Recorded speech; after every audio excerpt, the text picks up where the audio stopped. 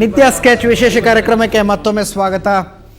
ಬ್ರೇಕ್ಗಿಂತ ಮುಂಚೆ ನಾವು ತೋರಿಸ್ತಾ ಇದ್ವಿ ಹೇಗೆ ಮಾರ್ಚ್ 2ನೇ ತಾರೀಕಿನ ದಿನ ಡೆವಿಲ್ಸ್ ಡೇಯನ್ನು ಸೆಲೆಬ್ರೇಟ್ ಮಾಡ್ತು ನಿತ್ಯಾನಂದನ ಧ್ಯಾನಪೀಠಂ ಅನ್ನುವಂಥದ್ದು. ಒಟ್ಟಾರೆಯಾಗಿ ನಿತ್ಯಾನಂದನ ಬಗ್ಗೆ ಇಷ್ಟೊಂದು ದೊಡ್ಡ ಮಟ್ಟದಲ್ಲಿ ಮತ್ತೊಂದು ಚರ್ಚೆಗೆ ಕಾರಣವಾದದ್ದು ಮಹಾಲಿಂಗೇಶ್ವರ ಮಠದ ವಿಷಯದಲ್ಲಿ.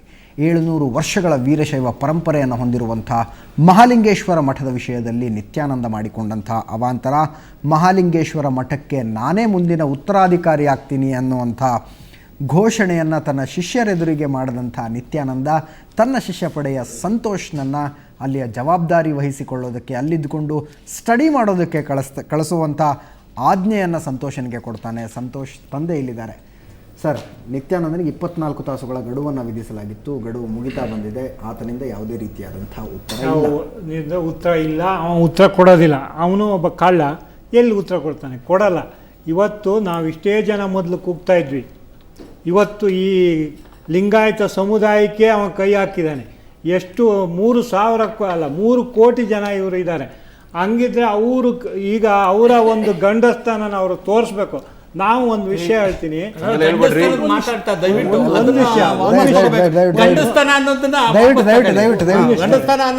ಮಾತಾಡಬಾರ್ದು. ವೀರೇಶ್ ಅವರು ವೀರಭದ್ರನ ಅವತಾರ ಪುರುಷರು,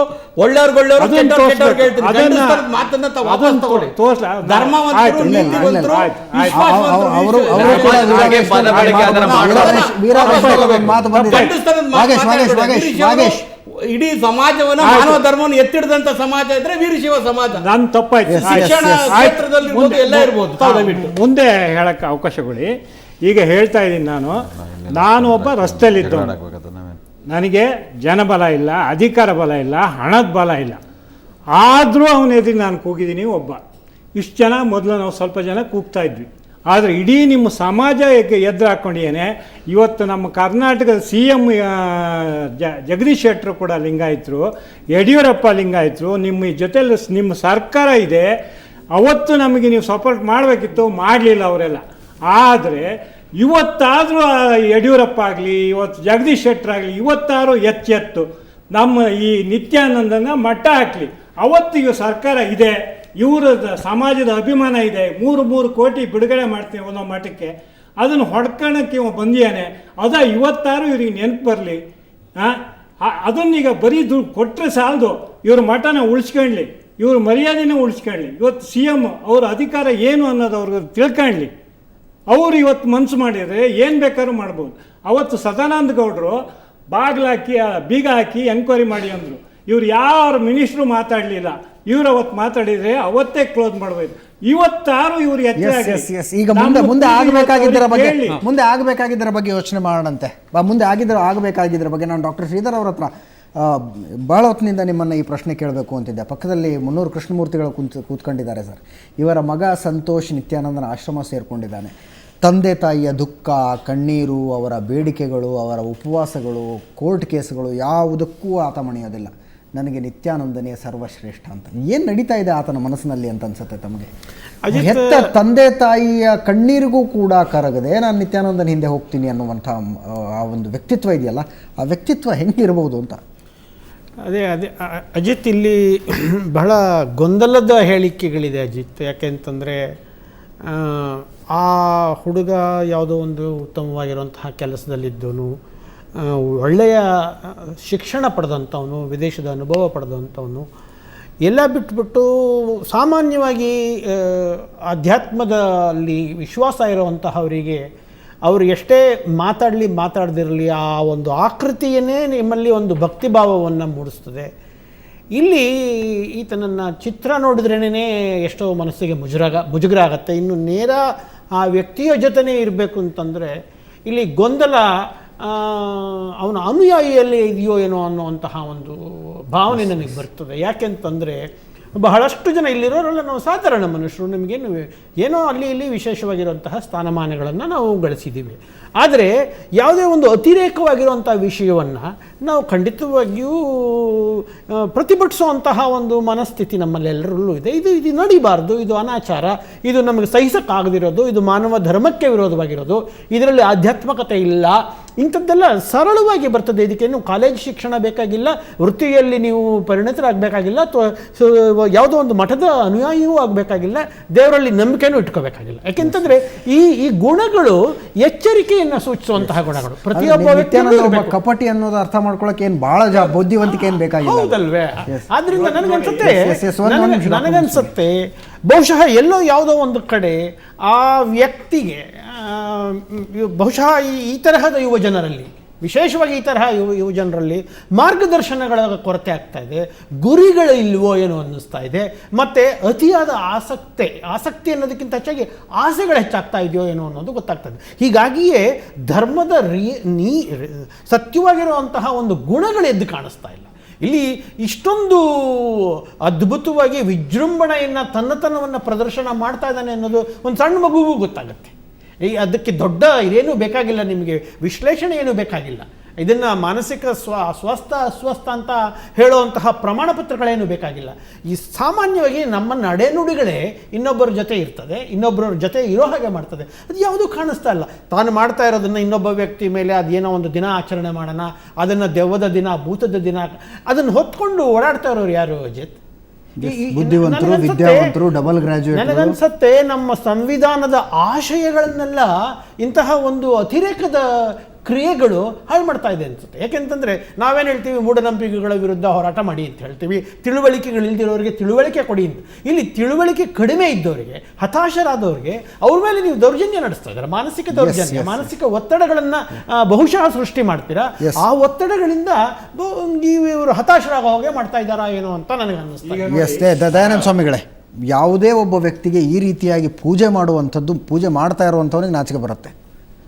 ಒಬ್ಬ ವ್ಯಕ್ತಿಯನ್ನು, ನಮ್ಮಂತೆ ಮಾಂಸ ಖಂಡಗಳಿರುವಂಥ, ಮೂಳೆ ಮಜ್ಜೆಗಳಿರುವಂಥ ವ್ಯಕ್ತಿಯನ್ನು ಎದುರು ಕೂಡಿಸಿ ಆತನಿಗೆ ಮಂಗಳಾರತಿ ಮಾಡುವಂಥದ್ದು ಮತ್ತು ಆತನನ್ನು ಸ್ವತಃ ದೇವರು ಅಂದುಕೊಳ್ಳುವಂಥದ್ದು, ಈ ರೀತಿಯಾದಂಥ ಆಚರಣೆಗಳನ್ನು ಏನು ಹೇಳ್ತಿರ್ತಾವೆ? ನಾನಿಲ್ಲಿ 2-3 ವಿಚಾರಗಳನ್ನು ತುಂಬ ಚಿಂತನೆ ಮಾಡ್ತಾ ಇದ್ದೀನಿ. ನಾನು ನಮ್ಮ ಮನುಷ್ಯನ ಏನು ಧಾರ್ಮಿಕ ಭಾವನೆಗಳಿದೆ, ಮನುಷ್ಯರಲ್ಲಿ ಏನು ಶ್ರದ್ಧೆ ಇದೆ, ಒಂದು ಎಲ್ಲೋ ಆಧ್ಯಾತ್ಮದ ಹಸಿವಿದೆ, ಎಲ್ಲೋ ಒಂದು ಕಡೆ ಆ ದೇವರು ಕರ್ಮ ಅನ್ನೋದನ್ನು ಏನೋ ಕೇಳಿ ಎಲ್ಲಿಂದೆಲ್ಲಾರು ಸಿಕ್ಕಿತೇನೋ ಅಂತಕ್ಕಂಥ ಆ ತವಕದಲ್ಲಿರ್ತಕ್ಕಂಥ ಭಕ್ತರುಗಳನ್ನು ಎಕ್ಸ್ಪ್ಲೈಟೇಷನ್ ಮಾಡ್ತಕ್ಕಂಥ ಇಂಥ ಮಹಾನುಭಾವರು ನಿತ್ಯಾನಂದನಂಥವರಿಂದ ಬಹಳ ಅನ್ಯಾಯ ಆಗ್ತಾಯಿದೆ. ಇನ್ ಜನರಲ್ ನಾನು ಹೇಳ್ತೀನಿ, ನಾಟ್ ಓನ್ಲಿ ನಿತ್ಯಾನಂದ, ಮನುಷ್ಯರ ಮುಗ್ಧ ಸಾತ್ವಿಕ ಭಾವನಾತ್ಮಕ ವ್ಯಕ್ತಿಗಳ ಭಾವನೆಗಳನ್ನೇ ಎಕ್ಸ್ಪ್ಲೈಟ್ ಮಾಡಿ ಅದನ್ನು ಬಂಡವಾಳ ಮಾಡಿಕೊಂಡು ಅವ್ರನ್ನೇ ಶೋಷಣೆ ಮಾಡ್ತಾ ದುಡ್ಡು ಮಾಡ್ತಕ್ಕಂಥ ಒಂದು ದೊಡ್ಡ ದಂಧೆ ಈ ದೇಶದಲ್ಲಿ ನಡೀತಾ ಇದೆ. ಭಾರತದ ಧರ್ಮವನ್ನು, ಆಧ್ಯಾತ್ಮವನ್ನು, ಯೋಗವನ್ನು ದುಡ್ಡಿಗಾಗಿ ಈ ರೀತಿ ಮಾರ್ತಾ ಇರ್ತಕ್ಕಂಥ ಘಟನೆ ಬಹಳ ಕಡೆ ನೋಡ್ತಾ ಇದ್ದೀವಿ. ಆದರೆ ನಿತ್ಯಾನಂದಂತೂ ಇದು ಅತಿ ಹುಚ್ಚಿನ ಒಂದು ಆಟ ಆಡಿದವರು, ನಾಟಕ ಅನಿಸ್ತದೆ. ಆ ಯಪ್ಪ ನೋಡಿದ್ರೆ ನನಗೆ ಯಾಕೆ ನಾಟಕ ನೆನಪಾಗ್ತದೆ, ಅದು ಯೋಗ ಅಧ್ಯಾತ್ಮ ನೆನಪಾಗೋದಿಲ್ಲ. ಈ ಡ್ರಾಮಾ ಕಂಪ್ನಿಗಳಲ್ಲಿ ಬಟ್ಟೆ ಕಾಸ್ಟ್ಯೂಮ್ ಹಾಕ್ಕೊಂಡು ಡ್ರೆಸ್ ಮಾಡ್ಕೊಳ್ತಾರೆ, ಒಳಗೆ ಕೂಡಿಸ್ತಾರೆ, ಭಗವಾನ್ ವಿಷ್ಣುನ ಪೂಜೆ ಮಾಡ್ತಾರೆ, ಏನೋ ನಾಟಕ ಮಾಡ್ತಾ ಇದ್ದಾನೆ ಈ ಮನುಷ್ಯ ಅಂತಕ್ಕಂಥ ಒಂದು ಭಾವನೆಗಳು ಬರ್ತದೆ. ಇದರಿಂದ ಮಾನಸಿಕವಾಗಿ ಒಂದು ದೊಡ್ಡ ಖೇದ ಆಗ್ತದೆ. ಒಬ್ಬ ಸ್ವಾಮೀಜಿಯಾಗಿ ನಾನು ಈ ಮಾತನ್ನು ಹೇಳಲಿಕ್ಕೆ ಇಚ್ಛೆ ಪಡ್ತೇನೆ. ಇವತ್ತು ಇಡೀ ಜಗತ್ತೇ ಕಂಡು ಕೇಳಿರದ ಸಂದರ್ಭದಲ್ಲಿ ಈ ಭಾರತ ಆ ಜಗತ್ತಿಗೆ ಆಧ್ಯಾತ್ಮವನ್ನು ಕೊಟ್ಟಿದೆ, ಯೋಗ ಕೊಟ್ಟಿದೆ, ಶಿವನ ಪರಂಪರೆ, ಶರಣರ ಪರಂಪರೆ, ಇಂಥ ಮಹಾಪುರುಷರು, ಬುದ್ಧ, ಮಹಾವೀರ, ಇಂಥ ಮಹಾಪುರುಷರು ಹುಟ್ಟಿದ ನಾಡು. ಅವರು ಕೊಟ್ಟಂಥ ಅಮೂಲ್ಯ ಆಧ್ಯಾತ್ಮವನ್ನು ಇಂಥ ಅಯೋಗ್ಯರಿಂದ ನಾವು ಜಗತ್ತಿಗೆ ಕೊಡೋದ್ರ ಬದಲು ನಾಶ ಮಾಡ್ಕೊಳ್ತಾ ಇದ್ದೀವಿ, ಅದು ಹಾಳು ಮಾಡ್ತಾ ಇದ್ದೀವಿ. ಆ ದಿಶೆಯಲ್ಲಿ ಮಾತ್ರ ನಿತ್ಯಾನಂದನಂಥವ್ರಿಗೆ ಯಾವುದೇ ರೀತಿಯಲ್ಲಿ ಕ್ಷಮಿಸಕ್ಕೆ ಸಾಧ್ಯವೇ ಇಲ್ಲ. ಇದೊಂದು ಅಕ್ಷಮ್ಯ ಅಪರಾಧ ಇನ್ ಜನರಲ್. ಆ ರೀತಿ ಮಾಡೋರು ಯಾರೇ ಇರಲಿ. ಇವತ್ತು ಯಾಕೆ ನಾವು ಯೋಗವನ್ನು, ಭಾರತದ ಆಧ್ಯಾತ್ಮವನ್ನು, ಇದು ಜಗತ್ತು ಬದುಕಕ್ಕೆ, ಜನ ಬದುಕಲಿಕ್ಕೆ ನಮ್ಮ ಋಷಿಮುನಿಗಳು ತಪಸ್ಸನ್ನು ಮಾಡಿಕೊಟ್ಟಿದ್ದಾರಪ್ಪ. 106 ವರ್ಷ ಸಾಧನೆ ಮಾಡಿಕೊಟ್ಟಂಥದ್ದನ್ನು ಇವರು ಅಯೋಗ್ಯರು ಹಾಳು ಮಾಡ್ತಾ ಇದ್ದಾರೆ. ಮೊನ್ನೆ ನಾನು ಇನ್ನೊಂದು ಚಿತ್ರ ನೀವು ತೋರಿಸಿದ್ರೇನೆ, ಆ ಕೂತಿದ್ದ ಇದ್ದಕ್ಕಿದ್ದ ತಲೆ ಹಿಂಗೆ ಆಡೋದು, ಹುಚ್ಚು ಥರ ಕುಣಿಯೋದು, ನೆಗೆಯೋದು, ನನಗೆ ಅರ್ಥ ಆಗದೇ ಇರೋ ಭಾಷೆ. ಇದು ಯಾವ ಕುಂಡಲಿನಿ ಯೋಗ? ಇವತ್ತು ಎಷ್ಟು ಸಾಧನೆಗಳನ್ನು ನಿಜವೂ ನಾವು ಕೂಡ ಕುಂಡಲಿ ಯೋಗ ಸಾಧನೆ 16 ವರ್ಷ ಹಿಮಾಲಯದಲ್ಲಿ ಮಾಡಿ ಬಂದಿದ್ದೀನಿ. ನಾನು ಬರೀ ಸಾಮಾನ್ಯ ತಿಳ್ಕೊಬೇಡಿ, ಬರೀ ಹೋರಾಟಗಾರನೆಲ್ಲ, ಗೋಹತ್ಯೆ ಚಳವಳಿ ಅಷ್ಟೇ ಅಲ್ಲ, ಪ್ರಾಣಿ ರಕ್ಷಣೆ ಅಷ್ಟೇ ಅಲ್ಲ, ಕ್ರಾಂತಿಕಾರಿ ಅಷ್ಟೇ ಅಲ್ಲ, ಯೋಗಿನೇ. ಸುಮಾರು 20 ವರ್ಷಗಳ ಕಾಲ ಹಿಮಾಲಯ, ಪಾವಾಗಡಗಳು, ತಲಕಾಡುಗಳಲ್ಲಿ ತಪಸ್ಸು ಮಾಡಿ ಇಂಥ ಅನುಭವಗಳನ್ನು ಸಾಕಷ್ಟು ಪಡ್ಕೊಂಡೇ ನಾವು ಬೀದಿಗಿಳಿದವರು. ನಾವು ಮನೆ ಬಿಟ್ಟು ಬಂದದ್ದು ದೇವರಿಗಾಗೇನೆ. ವಿಚಿತ್ರ ಅಂದರೆ ನನಗೆಲ್ಲರೂ ದುಃಖ ಆಗ್ತಾ ಇರೋದು, ನಮ್ಮ ಶ್ರೀಧರ್ ನೀವೆಲ್ಲ ಚಿಂತಕರು, ದೇವರನ್ನ ಕಾಣಲಿಕ್ಕೋಸ್ಕರ ಅಪ್ಪ ಅಮ್ಮನ್ನ ಬಿಟ್ಟು ನಾವು ಬಂದಿದ್ದೀವಿ ಇಲ್ಲಿ. ದೇವರು ಬೇಕು, ನಮ್ಮ ಆತ್ಮದ ಹಸಿವನ್ನು ಹಿಂಗಿಸ್ಕೋಬೇಕು ಅಂತ. ದುರ್ದೈವ, ಯಾವ ಆಶ್ರಯ ಇಟ್ಕೊಂಡು ನಾವು ಮನೆ ಬಿಟ್ಟು ಬಂದ್ವೋ ಅದನ್ನು ಬಿಟ್ಟು ಅದೇ ದೇವರು ಧರ್ಮದ ಹೆಸರಲ್ಲಿ ದುಡ್ಡನ್ನು ಸಂಪಾದನೆ ಮಾಡೋಕ್ಕೆ, ಇಡೀ ಸಮಾಜವನ್ನು ಲೂಟಿ ಮಾಡೋಕ್ಕೆ ನಾವು ಪ್ರಯತ್ನ ಮಾಡ್ತಾ ಇದ್ದೀವಿ. ಇದು ಅತ್ಯಂತ ವಿಪರ್ಯಾಸದ ಸಂಗತಿ ಮತ್ತು ದುಃಖದ ಸಂಗತಿ. ನಾನು ಇನ್ನೊಂದು ಎಚ್ಚರಿಕೆಯನ್ನು ಕೊಡ್ತೀನಿ ನಿತ್ಯಾನಂದನಿಗೆ ಆಧ್ಯಾತ್ಮಿಕ ದೃಷ್ಟಿಯಿಂದ. ನಿತ್ಯಾನಂದ, ನೀನು ಮೋಸ ಮಾಡ್ಕೊತಾ ಇದೀಯಾ, ನೀ ಜನರಿಗೆ ಮೋಸ ಮಾಡ್ತಾ ಇದೀಯ ಅನ್ನೋದು ಸೆಕೆಂಡ್ರಿ. ತಮ್ಮನ್ನೇ ತಾವು ಮೋಸ ಅಂತ ಯಾಕಂತೆ? ಹೌದು, ಹೌದು. ಅಲ್ಲಲ್ಲ, ಬರಬೇಕಾದಂತ ಸಿಗಬೇಕಾದಂತ ಇಲ್ಲ, ದಯವಿಟ್ಟು ಆಧ್ಯಾತ್ಮ ದೃಷ್ಟಿಯಲ್ಲಿ ಮೋಸ. ನಾನು ಒಂದು ಬಿಟ್ಬಿಡಿ ನನಗೆ. ಯಾಕೆ ಮೋಸ ಗೊತ್ತಾ? ಒಂದು ನಿಮಿಷ ಪ್ಲೀಸ್. ಬುದ್ಧನ ನೆನೆಸ್ಕೊಳ್ಳಿ, ಒಂದೇ ನಿಮಿಷ ಪ್ಲೀಸ್. ಬುದ್ಧನ ನೆನೆಸ್ಕೊಳ್ಳಿ, ಮಹಾವೀರ್ ನೆನೆಸ್ಕೊಳ್ಳಿ. ಚಕ್ರವರ್ತಿ ಪದವಿಯನ್ನು ಬಿಟ್ಟು ಬಂದವರು, ತಪಸ್ಸು ತೊಡಗಿದವರು. ಈ ದೇಶದ ಪರಂಪರೆ. ನಾವು ದೇವ್ರು ಬೇಕು ಅಂತ ಮನೆ ಬಿಟ್ಟು ಬಂದು ಇಂಥ ಅತ್ಯಾಚಾರ, ದೌರ್ಜನ್ಯ, ಶೋಷಣೆ, ಮೋಸ ಇದೆಲ್ಲ ಮಾಡಿ ಏನೇನು ಮಾಡಬೇಕಾಗಿದೆ ಇವನು? ಎಷ್ಟು ವರ್ಷ ಜಗತ್ತನ್ನು ಶಾಶ್ವತಗೊಳಿತಾನೆ? ಮೋಕ್ಷವನ್ನು ಸಂಪಾದನೆ ಮಾಡ್ಲಿಕ್ಕೆ ಮನೆ ಬಿಟ್ಟು ಬಂದ ಅಯೋಗ್ಯ ಯಾವುದೋ ಮಾಯ ಕೈಗೆ ಸಿಕ್ಕಿ ತನ್ನನ್ನು ತಾನು ಹಾಳು ಮಾಡ್ಕೊಳ್ಳೋದಲ್ಲದೆ ಇಡೀ ಸಮಾಜವನ್ನ, ಇಡೀ ಧರ್ಮವನ್ನ, ಸಂಸ್ಕೃತಿಯನ್ನು ನಾಶ ಮಾಡ್ತಾ ಇರ್ತಕ್ಕಂಥ ಇದು ಅಯೋಗ್ಯತನದ ಪರಮಾವಧಿ. ಇದು ಇಡೀ ಧರ್ಮಕ್ಕೆ ಕಳಂಕ ತರ್ತಕ್ಕಂತಹದ್ದು. ಇವತ್ತು ಆ ದಿಶೆಯಿಂದ ನಾನು ನಿಮ್ಮ ಮಾತ್ರ ಹೇಳ್ತೇನೆ, ಅವನು ಮೋಸ ಮಾಡಿಕೊಂಡು ಸಮಾಜವನ್ನು ಮೋಸ ಮಾಡಿ ನಮ್ಮ ಧರ್ಮವನ್ನು ಹಾಳು ಮಾಡ್ತಾ ಇರೋದ್ರಿಂದ ಅಂಥವನಿಗೆ ಇವತ್ತು ಸರ್ಕಾರ ಒಂದು ಎಚ್ಚರಿಕೆಯನ್ನು ಕೊಡಬೇಕು. ಈಗ ಒಂದು ಹೊಸ ಪಾಯಿಂಟ್ ನನ್ನ ಚಿಂತನೆಯಲ್ಲಿ ಬಂತು. ನಕಲಿ ವೈದ್ಯರು ಕಂಡ್ರೆ ಅವನಿಗೆ ಕ್ರಿಮಿನಲ್ ಕೇಸ್ ಬುಕ್ ಮಾಡುವಂತೀವಿ ನಾವು. ನಕಲಿ ಪೊಲೀಸ್ ಕಂಡ್ರೆ ಕ್ರಿಮಿನಲ್ ಕೇಸ್ ಬುಕ್ ಮಾಡು ಅಂತ ಹೇಳ್ತೀರಿ ಸಾಹೇಬ್ರೆ, ಯಾಕೆಂದ್ರೆ ಇವನಿಂದ ಸಮಾಜಕ್ಕೆ ತೊಂದರೆ ಆಗ್ತದೆ, ಮೋಸ ಆಗ್ತಾ ಇದೆ ಅಂತ. ಹಾಗೆಯೇ ಈ ನಕಲಿ ಧರ್ಮಗುರುಗಳಿದಾರಲ್ಲ, ಡಂಬಕ್ಕ ಗುರುಗಳು, ಇವ್ರ ಮೇಲೂ ಕೂಡ ಕ್ರಮ ತೆಗೆದುಕೊಳ್ತಕ್ಕಂಥ ವ್ಯವಸ್ಥೆಯನ್ನು ಜಾರಿಗೆ ತರಬೇಕು ಅಂತ ನನಗೀಗ ಅನಿಸ್ತಾ ಇದೆ.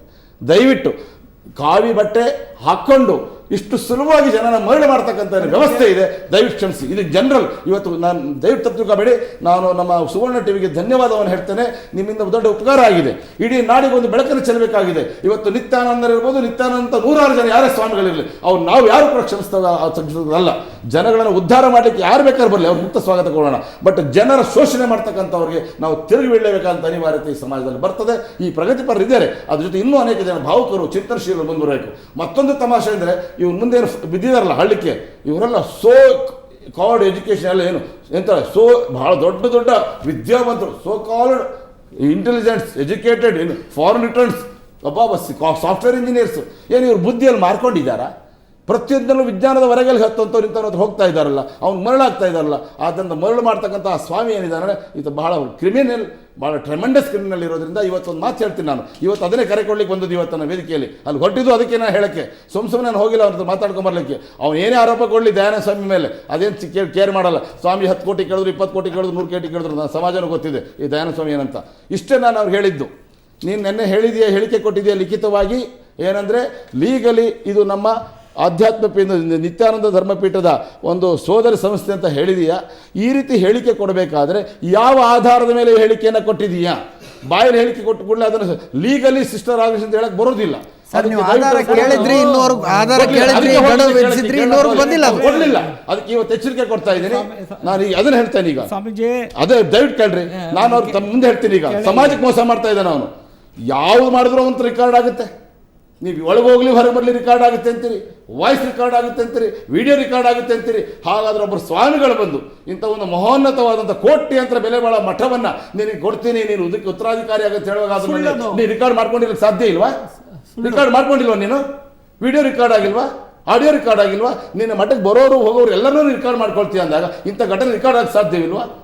ಒಂದು ವೇಳೆ ಇರಬೇಕಾಗಿತ್ತು. ಹಾಗಾದ್ರೆ ಅವ್ರು ಏನಾರು ಹೇಳಿಕೆ ಕೊಟ್ಟಿದ್ರೆ, ಅವ್ರಿಗೆ ಆಫರ್ ಮಾಡಿದ್ರೆ, ಅಂತ ಆಡಿಯೋ ಆಗಲಿ ವಿಡಿಯೋನಲ್ಲಿ ಯಾಕೆ ಸಮಾಜದ ಮುಂದೆ ಬಿಡ್ತಾ ಇಲ್ಲ? ನೀನು ಟಿವಿ ಮುಂದೆ ಯಾಕೆ ಬಿಡ್ತಾ ಇಲ್ಲ? ಜನತೆ ಮುಂದೆ ಯಾಕೆ ಇಡ್ತಾ ಇಲ್ಲ? ನಾನು ನೆನ್ನೆ 24 ಗಂಟೆ ಕೊಟ್ಟದ್ದು ಅದನ್ನೇ, ಬೇರೆ ಏನಲ್ಲ. ನೀನು ನಂಬೋದಿಲ್ಲ. ರೆಕಾರ್ಡ್ ಮಾಡಿ ಇನ್ ಕೇಸ್ ಏನಾನ ಸ್ವಾಮೀಜಿಯಿಂದ, ಮಹಾಲಿಂಗೇಶ್ವರ ಸ್ವಾಮೀಜಿ ಅವರಿಂದ ಬರ್ಸ್ಕೊಂಡಿದ್ರು ಯಾವುದೇ ಕಾರಣಕ್ಕೂ ಬಿಡೋದಕ್ಕೆ ಸಾಧ್ಯ ಇಲ್ಲ. ದಾಖಲೆ ನಾನು ಸಮಾಜಕ್ಕೆ ಹೇಳ್ತಾ ಇದ್ದೀನಿ. ಇವತ್ತು ನಮಗೆ ನೋವಾಗ್ತಾ ಇದೆ. ಸುಳ್ಳು ಹೇಳಿಕೆಗಳನ್ನ ಕೊಟ್ಟು ನೋಡ್ರಿ, ಒಂದು ಮಾತು ತಿಳ್ಕೊಬೇಕು ಎಲ್ಲರೂ ಕೂಡ. ವಾಗೀಶ್ವರ್ ನೀವು ತಿಳ್ಕೊಳ್ಳಿ, ಒಂದು ವೇಳೆ ಯಾವುದೇ ದಾಖಲೆ ಇಲ್ಲದೆ, ಅದು ಆಡಿಯೋ ಇರಲಿ ವಿಡಿಯೋ ಇರಲಿ, ಯಾವುದು ದಾಖಲೆ ಇಲ್ಲದೆ ಇದೊಂದು ಪೇಪರ್ ಹೇಳಿಕೆಗಳ ಮೇಲೆ ನಮ್ಮ ಲಿಂಗಾಯತ ಧರ್ಮೀಯರನ್ನ, ಲಿಂಗಾಯತದ ಗುರುಗಳನ್ನ ಅಪರಾಧಿ ಸ್ಥಾನದಲ್ಲಿ ನಿಲ್ಲಿಸಕ್ಕೆ ಹೋಗೋದಕ್ಕೆ ನಮ್ಮ ಪ್ರಬಲ ವಿರೋಧ ಇದೆ. ನಾನು ನೋಡ್ತಾ ಇದ್ದೀನಿ. ಇವತ್ತು ಒಂದು ಸತ್ಯ ಆದರೆ ಒಪ್ಕೊಳ್ಳೋಣ, ಅದು ಸುಳ್ಳಾಗಿದ್ರೆ ಈ ಒಂದು ಪೇಪರ್ ಹೇಳಿಕೆಯಿಂದ ಇಡೀ ಜನ ಸಿಡ್ದೆದ್ದಿದೆ. ಇವತ್ತು ಉತ್ತರ ಕರ್ನಾಟಕದ ಪರಿಸ್ಥಿತಿ ಏನಾಗಿದೆ? ನಮ್ಮ ಮಠಮಾನ್ಯಗಳು ಗುರುಗಳನ್ನ ಇವತ್ತು ಚಿಂತನೆ ಮಾಡೋ ಪರಿಸ್ಥಿತಿ ನಮ್ಮ ಮೇಲೆ ಬಂದಿದೆ. ಇದು ಕೇವಲ ಮಹಾಲಿಂಗಪುರ ಮಠದ ಸಮಸ್ಯೆ ಅಲ್ಲ.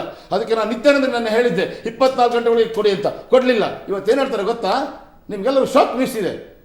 ಶಾಂತಿಬಾಯಿ ಏನು ಹೇಳಿದ್ರು ಗೊತ್ತಾ? ಏನಪ್ಪ, ನಾನು ನಿನ್ನೆ ತಾನೇ ಹೇಳಿದ್ದೀನಿ 24 ಗಂಟೆ ಕಡು ಕೊಟ್ಟಿದ್ದೀನಿ, ಟಿವಿ ನೋಡ್ಲಿಲ್ವಾ ಅಂತ. ನಮ್ಮಲ್ಲಿ ಟಿ ವಿನೇ ಇಲ್ವಲ್ಲ, ನೀವು ಯಾರು ಏನು ಹೇಳಿದ್ರೆ ನಮಗೆ ಗೊತ್ತೇ ಇಲ್ವಲ್ಲ, ನಮ್ಮ ಯಾವ ಸಂದೇಶವೂ ನಮಗೆ ಬಂದೇ ಇಲ್ವಲ್ಲ. ಅಂದರೆ ನಾವೇನು ಸುಮ್ಮನೆ ಹುಚ್ಚರು ಅಂದ್ಕೊಂಡಿದ್ದೀರಾ?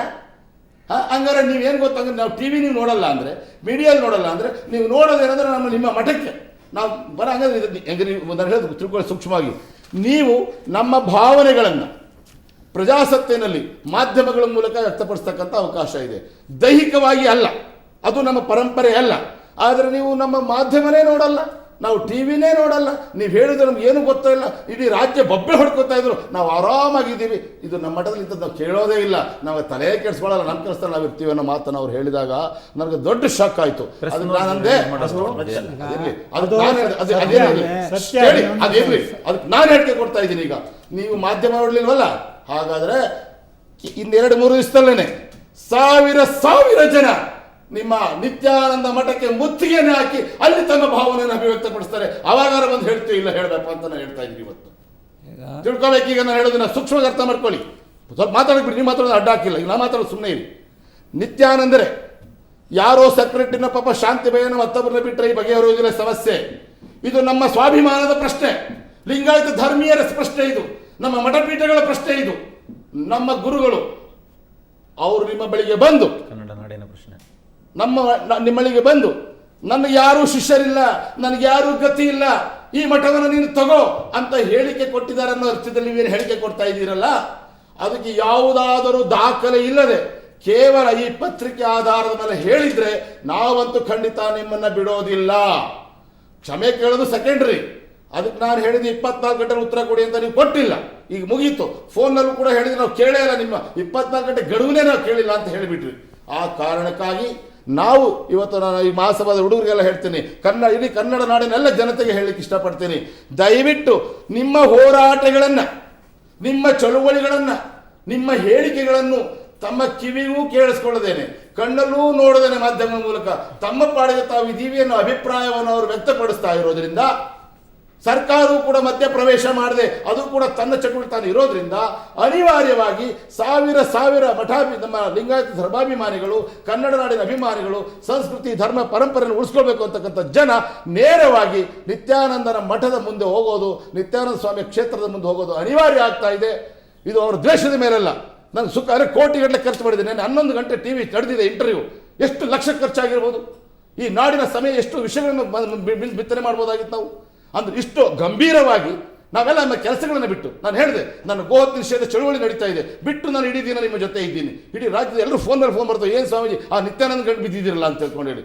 ಅಂಥದ್ದು ನಮ್ಮ ಜವಾಬ್ದಾರಿಯಿಂದ ಬಂದು ನಾವು ಕೆಲಸ ಮಾಡ್ತಾ ಇದ್ರೆ, ನಾವು ನೋಡೇ ಇಲ್ಲ, ನಾವು ಕೇಳೇ ಇಲ್ಲ, ನಮ್ಮ ಸಂಬಂಧನೇ ಅಂತ ಹೇಳ್ಕೊಂಡು ತಪ್ಪಿಸ್ಕೊಳ್ಳೋಕೆ ಹೋಗ್ತಾ ಇದ್ರೆ ಅದಕ್ಕೆ ಒಂದೇ ಮದ್ದು. ಯುವಕರೇ, ಬಂಧುಗಳೇ, ನಾವೆಲ್ಲರೂ ಕೂಡ ಸಾವಿರ ಸಂಖ್ಯೆಯಲ್ಲಿ ಇವತ್ತು ಅಲ್ಲಿಗೆ ಹೋಗೋಣ, ನಿತ್ಯಾನಂದನ ಮನೆಗೆ ಹೋಗೋಣ, ಮುತ್ತಿಗೆ ಹಾಕೋಣ, ಮುತ್ತಿಗೆ ಹಾಕ್ತು ಹೋಗೋಣ. ಅದು ಮುತ್ತಿಗೆ ಆಗುತ್ತೋ ಅಥವಾ ಆಕ್ರಮಣ ಆಗುತ್ತೋ ಅದನ್ನು ಈಗ ಹೇಳೋದಿಲ್ಲ. ಇನ್ನೊಂದು ದುಃಖದ ವಿಷಯ ನಾನು ಹೇಳ್ತೀನಿ. ಇವತ್ತು ನಾನು ಹೇಳಿದ್ರೆ ಪಾಪ ಅದು ಯಾರು ಶಾಂತಿಭಯ ಅವ್ರ ಮಗ ಅಂತ ಈಗ ಹೇಳ್ತಾ ಇದ್ದಾರೆ, ನನಗೆ ಗೊತ್ತಿಲ್ಲ. ಅವೆಲ್ಲ ಪಾಪ ಮುಗ್ದರು, ಅವ್ರ ಮಾತಲ್ಲಿ ಎಷ್ಟು ಸೌಜನ್ಯತೆ ಇತ್ತು, ಭಾಳ ಸೌಜನ್ಯವಾಗಿತ್ತು ಪಾಪ, ಅದು ಹೊರಟಾಗಿರಲಿಲ್ಲ. ಆದರೆ ನಿತ್ಯಾನಂದ ಮಾತು ಕೇಳಿದ್ರೆ ಹೊರಟು ಅಂತ ಗೊತ್ತಾಗ್ಬಿಡ್ತು. ಅದು ಏನಂತ ಶಾಂತಿ ಪಾಪ, ಸ್ವಾಮೀಜಿ ಫಾರಿನರ್ಸ್ ಬಂದಿದ್ದಾರೆ, ಸ್ವಲ್ಪ ಇವತ್ತು ಸಮಯ ಕೊಡಲಿಕ್ಕೆ ಆಗೋದಿಲ್ಲ ಅಂತ ನನಗೆ ದುಃಖ ಆಗ್ತಾ ಇರೋದೇನು ಗೊತ್ತೇನ್ರಿ? ಅಲ್ರಿ, ನಿಮ್ಗೆ ಗೊತ್ತಿರಬೇಕು ಏನು ಹೇಳ್ತದೆ, Rome was burning, king was singing ಅಂತೆ. ಈಗ ನೋಡಿ ಒಂದು ನಿಮಿಷ, Rome was burning, king was singing. Rome ನಗರ ಹತ್ಕೊಂಡು ಉರಿತಾ ಇದ್ರೆ ಅವನು ಸಂಗೀತ ಹಾಡು ಹಾರ್ಮೋನಿಯಂ ಬಾರಿಸ್ತಾ ಕೂತಿದ್ದಂತೆ. ಹಂಗೆ ಇವತ್ತು ಕರ್ನಾಟಕ ಹತ್ತಿಕೊಂಡು ಉರಿತಾ ಇದೆ, ಅಲ್ಲಿ ಸ್ವಾಮಿಗಳು ದಿಗ್ಬಂಧನ ಆಗಿದ್ದಾರೆ, ಒಳಗೆ ಕೂಡ ಹಾಕಿಟ್ಟಿದ್ದಾರೆ, ಅವ್ರು ಹೊರಗೆ ಹೋಗಿಲ್ಲ, ಒಳಗೆ ಬರಂಗಿಲ್ಲ. ನನ್ನ ಕಾರ್ಯಕರ್ತರಲ್ಲಿ ಹೋಗಿದ್ದಾರೆ, ನಮ್ಮ ಅಭಿಮಾನಿಗಳಿದ್ದಾರೆ. ಎಂಥ ಪರಿಸ್ಥಿತಿ, ನಾವು ಬೆಂಕಿ ಮೇಲೆ ಇದ್ದೀವಿ ಗೊತ್ತಾ. ಇವತ್ತು ಇವನು ಆರಾಮಾಗಿ ನನಗೆ ಸಮಯ ಇಲ್ಲ, ಪುರುಷೊತ್ತಿಲ್ಲ, ಯಾರೋ ಫಾರಿನರ್ಸ್ ಬಂದಾರೆ. ಯಾವ ಫಾರಿನರ್ಸ್ ನಿನಗೆ? ಕನ್ನಡ ನಾಡಿನಲ್ಲಿ ಇವತ್ತು ಬಂದು ಕನ್ನಡ ನಾಡು ಹತ್ಕೊಂಡು ಉರಿತಾ ಇರುವಾಗ ಕನ್ನಡ ನಾಡಿನ ಭವಿಷ್ಯ ನಿನಗೆ ಚಿಂತೆ ಇಲ್ಲ? ಏನು ತಮಾಷೆ ಆಡ್ತಾ ಇದ್ದೀನಿ ನಮ್ಮ ಭಾವನೆಗಳ ಜೊತೆ ನೀನು. ಇವತ್ತು ವಾರ್ನ್ ಮಾಡ್ತೇನೆ, ಮಾನ್ಯ ಮುಖ್ಯಮಂತ್ರಿಗಳೇ, ಇನ್ನು ನಾವು ಸಹಿಸಕ್ಕಾಗೋದಿಲ್ಲ. ನಾವೇನಾದ್ರು ನಮ್ಮ ಜನ ನುಗ್ಗಿದ್ರೆ ಅವ್ರ ಮೇಲೆ ಕೇಸ್ ಬುಕ್ ಮಾಡ್ತೀರಾ, law and order problem create ಮಾಡಿದ್ರು ಅಂತ ಹಿಂಸೆ ಅವ್ರಿಗೆ ಅವನೇ ಬೆಳಗಾಗ್ತೀರಾ. ಆದರೆ ಇಷ್ಟು ಅನಾಹುತಗಳನ್ನು ಮಾಡಿ ಏನೂ ಸಂಬಂಧವಿಲ್ಲದವರಂತೆ ಒಂದು ಪತ್ರಿಕಾ ತುಣುಕನ್ನು ಕೊಟ್ಟುಬಿಟ್ಟು ಇಟ್ಟಿದ್ದೀರಿ ಅಂದರೆ ನನ್ನ ತಮಾಷೆ ಆಟನಾ? ಒಂದು. ಎರಡನೆಯ ಪ್ರಶ್ನೆ, ಇವತ್ತು ಕೊಳದ ಮಠದ ಸ್ವಾಮಿಗಳು ನಾನು ಒತ್ತಡ ಹಾಕಿದ್ರೆ ಕೊನೆಗೆ ಒತ್ತಡ ಹಾಕಿದ್ರೆ ಅವ್ರಿಗೆ ಫೋನ್ ಮಾಡಿದರೆ ಫೋನಲ್ಲಿ ಹೇಳಿಕೆ ಕೊಡ್ತಾರೆ ಗೊತ್ತೇನು? ಇಲ್ಲ ನಾನೊಬ್ಬರೇ, ಅವ್ರು ಹೇಳಿಲ್ಲ, ಅವ್ರು ಸೆಕ್ರೆಟ್ರಿನೇ, ಅವ್ರು ಶಾಂತಿ ಹೇಳಿದ್ರೆ ಬೇರೆ ಯಾರು ಗೊತ್ತಿಲ್ಲ, ನಾವು ಒಬ್ಬರೇ ಹೇಳೋಕ್ಕೆ ಸಾಧ್ಯ ಆಗೋದಿಲ್ಲ, ಆ ಸ್ವಾಮಿಗಳನ್ನ ಕರೆಸಿ ಅವ್ರು ಬಂದು ಹೇಳಿ, ಆಮೇಲೆ ನಾನು ಹೇಳ್ತೀನಿ ಅಂತ ನಮ್ಮ ಗುರುಗಳು ಹೇಳ್ತಾ ಇದ್ದಾರಂತ. ಅವ್ರೇನು ಬಂದು ಹೇಳೋದು ನೋಡ್ರಿ, ಅವ್ರು ಹೇಳಾರೆ, ಅವ್ರು ಹೇಳಿಕೆ ಕೊಟ್ಟಿದ್ದಾರೆ, ನೆನ್ನೆ ಬಾಗಲಕೋಟೆಯಲ್ಲಿ ಹೇಳಿಕೆ ಕೊಟ್ಟಿದ್ದಾರೆ SP ಗೆ. ಏನಂತ? ನಾನು ನಾನು ಆಶ್ವಾಸನೆ ಕೊಟ್ಟಿಲ್ಲ, ನಾನು ಯಾವುದೇ ಮಟ್ಟಕ್ಕೆ ಅಧಿಪತಿಯಾಗಿ ಆಹ್ವಾನ ಮಾಡಿಲ್ಲ, ನಾನು ಉತ್ತರಾಧಿಕಾರಿ ಅಂತ ಹೇಳಿಲ್ಲ. ಸರಿ, ಅವ್ರು ಹೇಳಿದಾದ್ಮೇಲೆ ನೀವು ಹೇಳ್ಬೇಕಲ್ಲ. ಈಗ ನೀವು ಹೇಳಿದ್ದಾರೆ ಅಂತೀರಿ, ನೀವು ಹೇಳಿದ್ದೀರಿ ಅಂದರೆ ಅವ್ರು ಹೇಳಿಲ್ಲ ಅಂತಾರೆ. ಈ ಉತ್ತರ ಕೊಟ್ಟಮೇಲೆ ಅವ್ರು ಉತ್ತರ ಕೊಟ್ಟಿದ್ದಾರೆ. ಈಗ ನಿಮ್ಮ ಜವಾಬ್ದಾರಿ ಉತ್ತರ ಕೊಡೋದು. ಏನು ನಿಮ್ಮ ಜವಾಬ್ದಾರಿ? ಇಲ್ಲ, ಆ ಸ್ವಾಮಿಗಳು ಹೇಳೋ ಸುಳ್ಳು, ನನಗೆ ಹೇಳಿದ್ದಾರೆ, ನನ್ನ ಮಠಕ್ಕೆ ಬಂದು ಆಹ್ವಾನ ಕೊಟ್ಟಿದ್ದಾರೆ ಅಂತಕ್ಕಂಥ ಪುರಾವೆಗಳನ್ನು ನೀವು ಯಾವ್ದಕ್ಕೆ ಒದಗಿಸ್ತಾ ಇಲ್ಲ ಸಮಾಜದ ಮುಂದೆ? ಯಾಕೆ ಇಡ್ತಾ ಇಲ್ಲ ಸಮಾಜದ ಮುಂದೆ? ಏನು ಆಟ ಆಡ್ತಾ ಇದ್ದೀರಾ ನೀವು? ನನಗೆ ಯಾವ ಪ್ರೆಸ್ ತೋಟ ಅಲ್ಲ, ನಿಮ್ಮ ಹತ್ರ ಯಾವ ಪ್ರೆಸ್ ತೋಟ ನಂಬೋದಿಲ್ಲ. ನನಗೆ ಬೇಕಾಗಿರೋದು ವಿಡಿಯೋ ನೋಡ್ರಿ, ಇಲ್ಲ ವಿಡಿಯೋ ಇಲ್ಲ ಆಡಿಯೋ ಎರಡು ಬೇಕು. ಅವ್ರು ಏನು ಮಾತಾಡಿದ್ದಾರೆ ಅದು ನನಗೆ ಬೇಕು. ನೀವೇನು ಬರೀತಿರೋದು ಇಂಪಾರ್ಟೆಂಟ್. ನೀವು ಬರೆದು ನಾನು ನೋಡಾಗಿದೆ. ಈಗ ನೀವು ಹೇಳಿದಿರಲ್ಲ ವಾಟ್ ಈಸ್ ಲೀಗಲ್ ಎನ್ನುವುದು ನನಗೆ ಅರ್ಥ ಆಗ್ತಾ ಇಲ್ಲ ಇಂಗ್ಲೀಷು. ಲೀಗಲಿ ಸಿಸ್ಟರ್ ಆರ್ಗನೈಸೇಷನ್ ಅಂದ್ರೆ ಮಾತನ್ನು ಲೀಗಲಿ ಆಗೋಗುತ್ತಾ? ಅಫಿಷಿಯಲ್ ಯಾವ ಸ್ವಾಮಿಗಳನ್ನು ಉತ್ತರಾಧಿಕಾರಿ ಕರೆದಿದ್ದಾರೆ ಅಂತಾರೆ. ಯಾವ ಆಧಾರದ ಮೇಲೆ ಹೇಳ್ತೀರಾ ನೀವು? ನಮ್ಮ ಸ್ವಾಮಿಗಳು ಅಪರಾಧಿ ಮಾಡ್ತೀರಾ? ಆಟ ಆಡ್ತಾ ಇದ್ದೀರಿ ಸಮಾಜದ ಜೊತೆ. ಅದಕ್ಕೆ ನಾನು ಇನ್ನು ಮುಂದೆ ನೇರವಾಗಿ ಕರೆ ಕೊಡ್ತೀನಿ. ಈ ವಾದ ವಿವಾದಗಳಿಂದ ಯಾವ ಅರ್ಥವೂ ಇಲ್ಲ.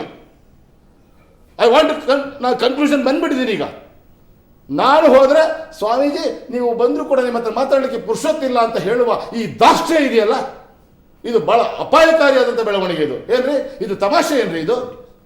ಇವತ್ತು ಯಾರೋ ಒಬ್ಬ ಸ್ವಾಮಿಗಳು ಇಂಥ ಗಂಭೀರ ಸಮಸ್ಯೆಯನ್ನು ಒಪ್ಕೊಂಡು ಒಬ್ಬ ರಾಯಭಾರಿಯಾಗಿ ಆಸ್ ಎನ್ ಅಂಬಾಸಿಡರ್ ನೀವೆಲ್ಲ ಹೇಳಿದ್ರು ಪಾಪ ಅವ್ರು ಕೊಳದಮಠ ಸ್ವಾಮಿಗಳು ಮಾತಾಡಕ್ಕೆ ಹೋಗ್ಬೇಕು ಅಂದರು. ಅವ್ರು ಹೆಂದ್ರೆ ಗೊತ್ತಿದ್ರಲ್ಲ ಅಂತ ನಾನು ಅವ್ರು ಸಪೋರ್ಟ್ ಮಾಡಿದೆ. ಆದರೆ ನಾನು ಬೇಡ, ಅವರು ಬೇಡ, ಯಾರೂ ಬರ್ಕೊಡ್ದು ನಮ್ದು ಕೊಟ್ಟು ಆದ್ರೆ ಕೈ ತೊಳ್ಕೊಂಡಾಗಿದೆ ಅಂತ ಹೇಳಿಬಿಟ್ಟು ತಪ್ಪಿಸ್ಕೊಳಕ್ಕೆ ಹೋದ್ರೆ ಬಿಟ್ಬಿಟ್ಟೇವ ನಾವು.